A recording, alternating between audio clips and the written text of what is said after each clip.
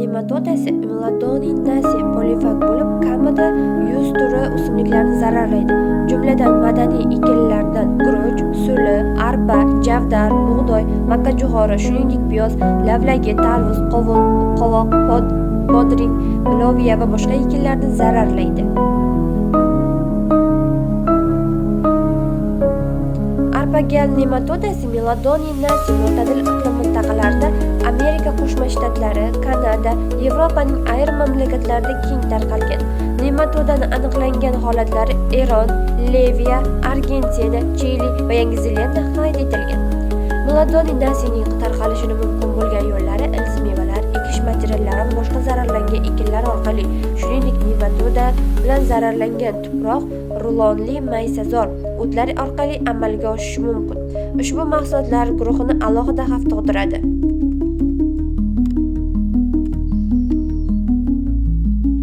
Ildiz nematodalari o'simliklarning o'sishi, hosildorligi, yashash davomiyligi va atrof-muhit ta'sirlariga chidamliligiga salbiy ta'sir ko'rsatadi. Meladonidaceae bilan zararlanishning tashqi belgilari o'sishning sekinlashishi, so'lish, barglarning sarg'ayishi yoki qizarishi hamda o'simlik organlarining deformatsiyasi bilan namoyon bo'ladi. Biroq nematoda bilan zararlangan aniq tasdiqlovchi belgi bu ildizlarda gallarning mavjudligidir. Arpa-gal nematodasining zararli va iqtisodiy ahamiyati hosilning kamayishi bilan ifodalanadi. Janubiy hududlarda, ochiq maydonlarda meladoniya bilan zararlanish natijasida hosil yo'qotilishining 3% dan 94% gacha yetishi mumkin. Meladonidaceae tuproqda yashashganligi sababli aniqlash, nazorat qilish eng qiyin zararkunandalardan biri hisoblanadi. Shuningdek, ko'plab holatlarda nematodalar o'simlik kasalliklarini qo'zg'atuvchi boshqa organizmlar, ayniqsa tuproq zamburug'lari bilan o'zaro ta'sirda bo'lishi ham hisobga olinishi kerak. Bu sinergizm yakka zararlanishga nisbatan ancha katta zarar keltiradi. Meladonidaceae bug'doy ekinlarining rivojlanishiga juda katta ta'sir ko'rsatishi mumkin, chunki mahalliy seleksiya navlari ushbu nematodaga chidamli genlar mavjud emas. Shuningdek, nematodalarning fusarium turlari turli patogen zamburug' sporalarini tashish qobiliyati ham hisobga olish zarur. Ehtimol eng katta zarar nematodalar maysazor o'tlarni yetishtirishda yetkazadi. Bunda ularning mahsuldorligi 75% gacha kamayadi.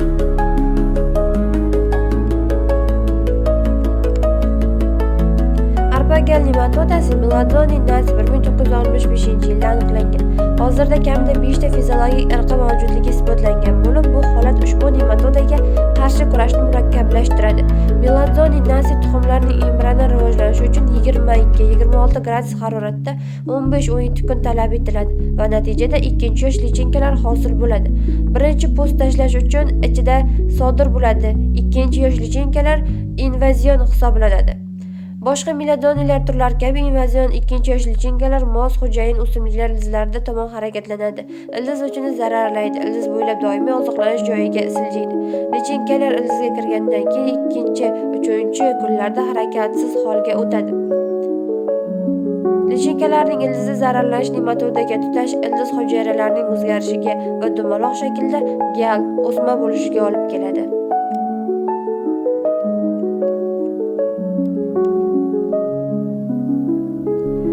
Oziqlanish hisobiga nematoda kattalashadi va noksimon shaklda bo'ladi. Bu davr 2-3 oy davom etadi.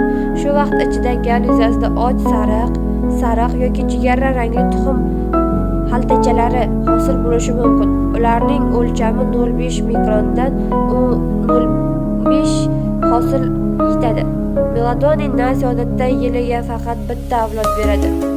Nematoda lichinkalar mustaqil ravishda yiliga bir necha metr masofagacha harakatlana oladi. Biroq zararlangan o'simlik mahsulotlari qishloq xo'jalik texnikasi va sug'orish suvi juda oson tarqaladi. Arpa-gal nematodasi urg'ochilari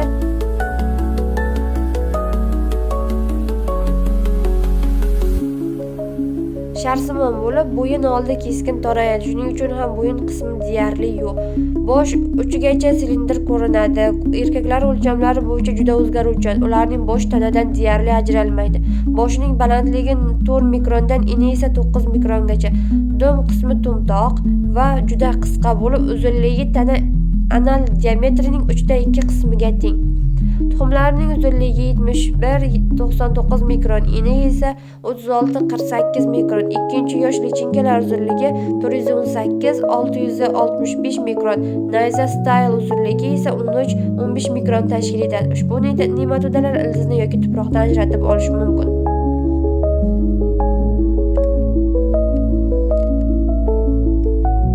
Arpa-gal nematodasi morfologik belgilar asosida aniqlangan.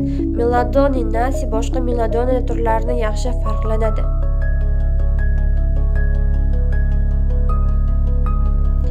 Identifikatsiya morfologik va morfometrik ko'rsatkichlar, shuningdek biokimyoviy va molekulyar usullar majmuasiga asoslanadi.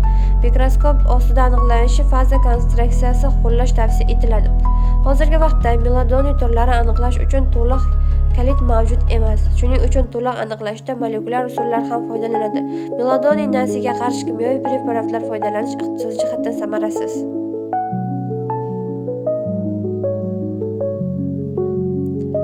Arpa-gal nematodasi qarshi kurash quyidagi agrotexnik tadbirlarni o'z ichiga oladi. Nematodaga chidamli navlardan foydalanish, nematoda xo'jayin o'simlik istisno qiluvchi almashinib ekish, tizimni qo'llash, nematoda xo'jayin o'simliklar istisno almashinib ekishni par qo'llash va tuproqni haydash, dala perimetri bo'ylab begona o'tlardan xoli himoya zonalarini tashkil etish, quruqlik davrida dalalarni sug'orish orqali nematodalarning tuxumlardan chiqishini rag'batlantirish.